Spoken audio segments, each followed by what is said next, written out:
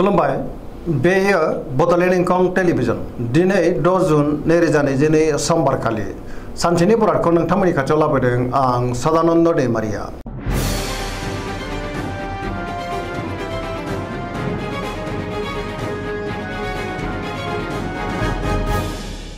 सिगां फरायनो लादों मेष राशि गिबि हांखो अ ल।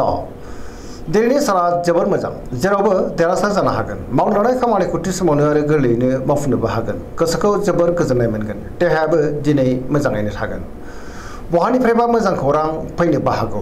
रांखावरियाव दिनै जोबोर मोजां, गोबां धोन आरजिनो हागोन। आयाबो बांगोन। बेफार फालांगियाव मोजां मुलाम्फा मोनगोन। सोरबा लोगोनिफ्राय थोजासे हेफाजाब मोननो हागोन। न'खराव अनलायनाय फैगोन। बिमा बिफानि अननाय आरो बोरखौबो दिनै मोननो हागोन। गुबुननि गोसोखौ गोरलैयैनो बोनो हागोन। गोसोनि बोलोआ बांगोन। समाजावबो दिनै मान मोनगोन। लाइमोनफ्रा मोजां खौरां मोननो हागौ। गोसोआ दिनै जोबोर रमान्टिक जागोन।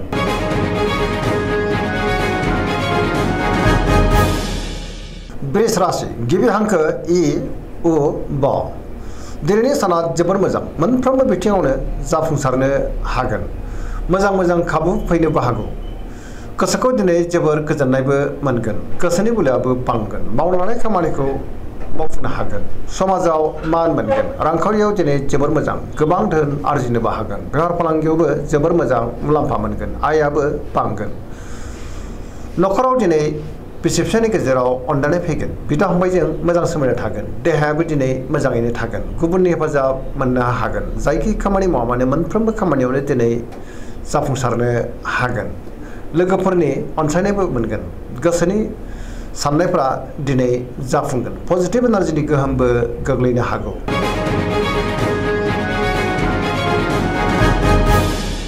मिथुन राशि गिबि हांखो क स।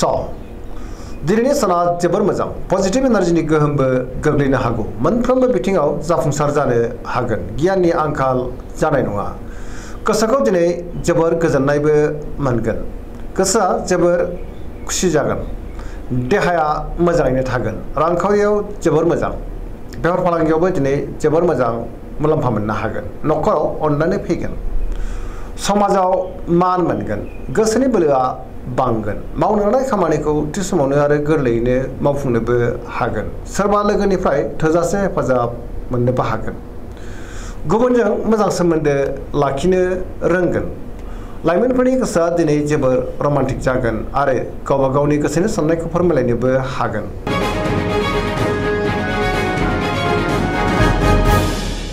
कर्कट राशि गिबि हांखो ड ह।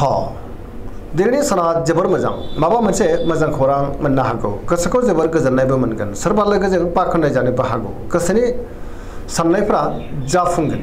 गोसोआव पजिटिभ साननाय फैगोन। गोथों आरो गोग्गो साननो रोंगोन। गियाननि आंखाल जानाय नङा। मावनो लानाय खामानिखौ मावफुंनो हागोन। रांखावरियाव दिनै जोबोर मोजां। बेफार फालांगियावबो मोजां मुलाम्फा मोननो हागोन। न'खराव बिसि फिसायनि गेजेराव अनलायनाय फैगोन। बिदा फंबायजों मोजां सोमोन्दो थागोन। समाजावबो लोगो लेवा बांगोन। देहाया दिनै मोजाङैनो थागोन। गुबुननि हेफाजाबबो मोननो हागोन। समाजाव मान मोनगोन।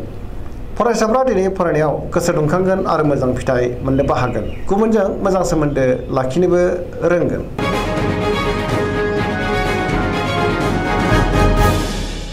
सिंह राशि गिबि हांखो म ट। दिनैनि साना मोजां आरो गाज्रिनि गेजेरजों बाबेनलांगोन। गोसोआव नेगेटिभ साननाय फैनो हागौ। मावनो लानाय खामानिखौ मावफुंनो हागोन। सोरबा लोगोनिफ्राय गाज्रि खौरां मोननो हागौ। लोगो लेवानि आंखालबो नुजानो हागौ। बहाबा दावबायहैनो खाबु मोनगोन। रांखावरियाव मोजां, नाथाय अब्लाबो खरसायाबो बांगोन। मोननो गोनांखौ मोननोबो हागोन।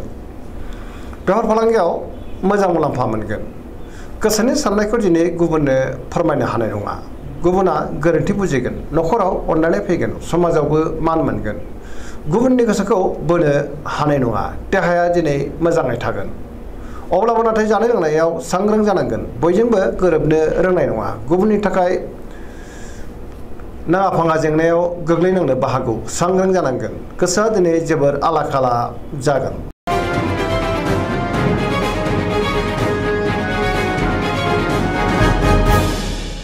कन्या राशि गिबि हांखो प ट।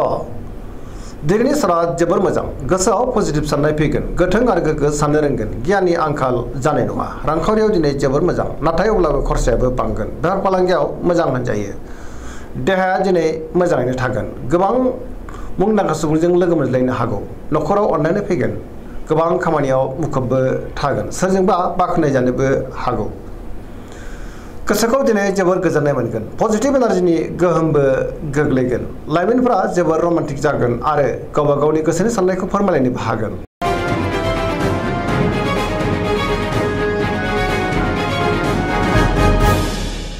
तुला राशि गिबि हांखो र ट दिनैनि साना बारा मोजां नङा गोबां रोखोमनि देहायारि जेंनाजों खस्थ' मोननांनो हागौ गोग्गो गियाननि आंखालबो जानो हागौ गोसोनि बोलोआ लोरबां जागोन गोसोनि साननायफ्रा देबार नांनोबो हागौ मावनो लानाय खामानिखौ मावफुंनो गोब्राब जागोन देहाया बारा मोजां थानाय नङा जानाय लोंनायाव सांग्रां जानांगोन रांखावरियाव मोजां मोननो गोनांखौ दिनै मोननो हागोन न'खराव फिसा फिसानि गेजेराव अननानै फैगोन समाजाव मान मोननो हागोन बेफार फालांगियाव मोजां होनजायो गुबुननि गोसोखौ दिनै बोनो हागोन लोगोफोरनि हेफाजाबखौ मोननो हागोन गोदान थांखि लानो रोंनाय नङा नेगेटिभ एनार्जिनि गोहोमबो गोग्लैनो हागौ सेंग्रा सिख्लाफोरनि गोसोआ दिनै जोबोर आला खाला जागोन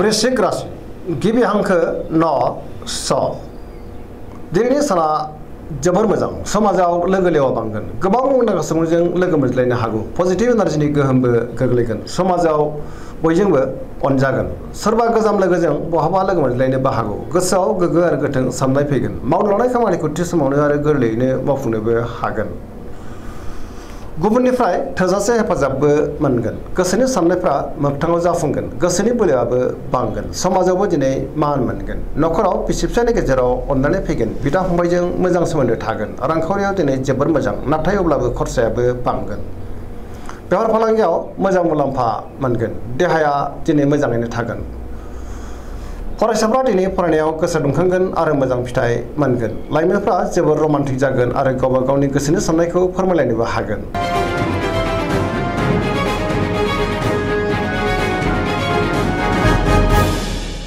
धनु राशि गिबि हांखो ढ फ भ दिनैनि साना मोजां आरो गाज्रिनि गेजेरजों बाबेनलांगोन गोसोआव बोलो बांगोन नाथाय अब्लाबो मावनो लानाय खामानिखौ थि समावनो मावफुंनो गोब्राब जागोन माबा नङा माबा मोनसे हेंथा फैनो हागौ गोसोनि साननायफ्रा दिनै देबार नांगोन रांखावरियाव मोजां नाथाय अब्लाबो खरसायाबो बांगोन मोननो गोनांखौ मोननो हागोन बेफार फालांगियाव मोजां मुलाम्फा मोनगोन समाजाव मान मोनगोन बहाबा हान्थियोब्ला दिनै लामा सामायाव सांग्रां जानांगोन जाब्रथायनि आसाबो दङ देहाया मोजाङै थागोन न'खराव दिनै अनलायनाय फैगोन बिदा फंबायनि हेफाजाबखौ मोननो हागोन बहानिफ्रायबा हरखाबै गाज्रि खौरांबो फैनो हागौ अब्लाबो नाथाय लाइमोनफोरनि गोसोआ जोबोर रमान्टिक जागोन गावबा गावनि गोसोनि साननायखौ फोरमायलायनोबो हागोन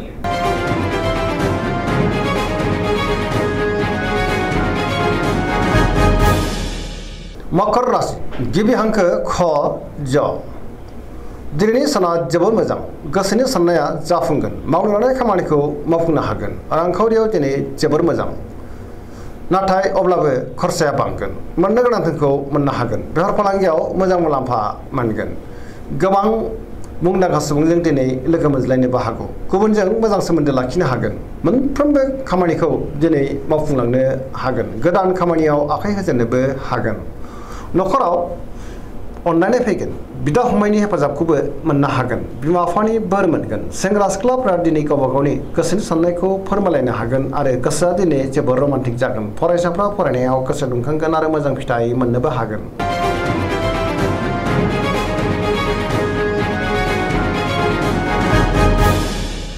कुम्भ राशि गिबि हांखो ग स दिनैनि साना मोजां आरो गाज्रिनि गेजेरजों बाबेनलांगोन गोसोखौ जोबोर उसुखुथु मोनगोन मावनो लानाय खामानिखौ थि समाव मावफुंनो हागोन नाथाय अब्लाबो माबा नङा माबा मोनसे गोरोन्थि जालांनो हागौ समाजाव मान मोनगोन गोबां मुंदांखा सुबुंजों दिनै लोगो मोनज्लायगोन रांखावरियाव जोबोर मोजां बहानिफ्रायबा गोबां धोन मोननोबो हागोन देहाया दिनै बारा मोजां थानाय नङा गोबां रोखोमनि देहायारि जेंनाजों मोगा मोगि जानांनो हागौ जानाय लोंनायाव सांग्रां जानांगोन न'खराव अननानै फैगोन गुबुननि हेफाजाबखौबो मोननो हागोन बिमा बिफानि अननाय आरो बोरखौ मोननो हागोन बहाबा हान्थिनो एबा दावबायनो खाबुबो मोननो हागौ नाथाय अब्लाबो नेगेटिभ एनार्जिनि गोहोम गोग्लैनो हागौ सांग्रां जानांगोन